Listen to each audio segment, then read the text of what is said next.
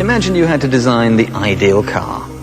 It would have to carry 4 people and their luggage, be economical, handle precisely and safely, be value for money, be so well engineered it could cover 150,000 miles. It would also have to be formidably fast, fashionable, and fun to drive and own. Well, it's already been done a couple of decades ago, and you're looking at it.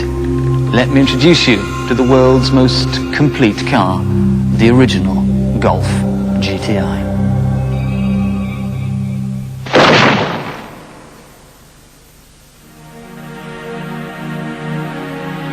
Because we see something every day, we take it for granted. What's familiar becomes commonplace. With the passage of time, we've forgotten that VW's boxy little roller skate was a car apart, the first to give power to the people. The biggest thing the GTI did was to sell car enthusiasm to people who didn't even know they were interested in either cars or driving. I would summarise the GTI by saying that it was the best car that I've ever driven. In the future, I think that we may try a Mark III Golf GTI, but I'll still keep my Mark I because I think that it is actually the best crackerjack hot hatch in the world. This is the story of one of the most influential and widely imitated motor cars in the world, and one that kick-started an entirely new motoring craze. From a culture of Prussian perfection came a trend-setting pocket rocket that gave birth to that 80s phenomenon, the hot hatch. And it's a car that very nearly didn't happen.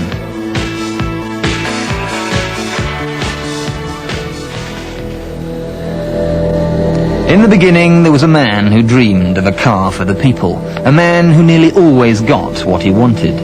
The only good dream Hitler ever had, the Beetle went on to become the most popular car in the world. But by the late 60s, VW realized that they'd relied on their pensionable cherub a decade too long. So in desperation, they launched a modern Beetle, the 411, which promptly bombed. Then they tried their calamitous K70, which also bombed spectacularly. By the early 70s, they were seriously in the sherbet dip. Their model range was dull. There was a worldwide energy crisis, and they were bleeding 800 million Deutschmarks a year. It was time for something completely different.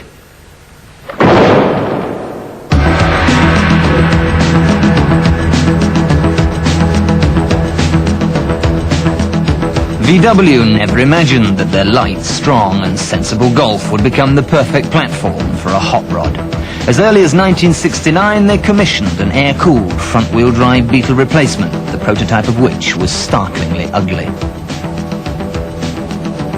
VW tried again, not altogether successfully. Eventually, German pragmatism gave way to Italian flair.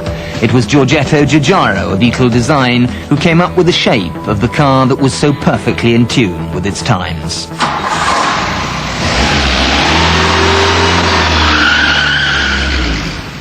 He's off in that new car again. Wouldn't catch me in a Volkswagen. What's wrong with the Golf? Well, it's not exactly big, is it? Actually, it's bigger than it looks. You'll never get that lot in there. Anyway, I don't like rear-engine cars. The engine's in the front. It's water-cooled. Back seats fold down too. Yeah, you seem to know a lot about his car. You've been in his car.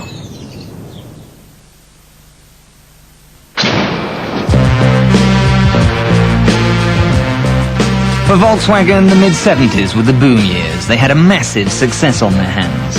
The world was buying the Golf as if it was the only car on the planet. And 2.5 years later, they'd sold 1 million. The Golf put Volkswagen back into profit, but there were a few enlightened souls who reckoned it was capable of even more. A team of 6 of VW's motorsport engineers came up with a brilliant idea. They would soup up the Golf. They would make it go like lightning. They spent their evenings, weekends and spare time stiffening the car, stripping it out, adding petrol injection, and they instantly created a classic. But they had one big problem: convincing everybody else.